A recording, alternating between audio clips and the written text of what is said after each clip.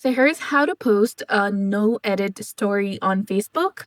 So first, you need to go ahead and open your Facebook application on your mobile device, log into your account, then tap on create story in the top left corner of the screen. Select any photo that you want to post. You can also choose video if you want to share. Then you can go ahead and disable editing tools. When the editor appears, do not use any stickers, text, filters, or effects. Leave your story as it is. This makes it a no edit story.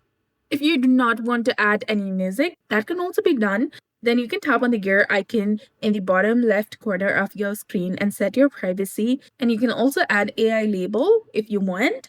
Once done, tap on share, which is highlighted in blue color, and you'll be done. That's how to post a simple, natural, no edit story on Facebook in 2025.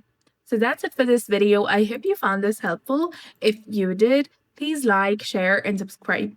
Thanks for watching.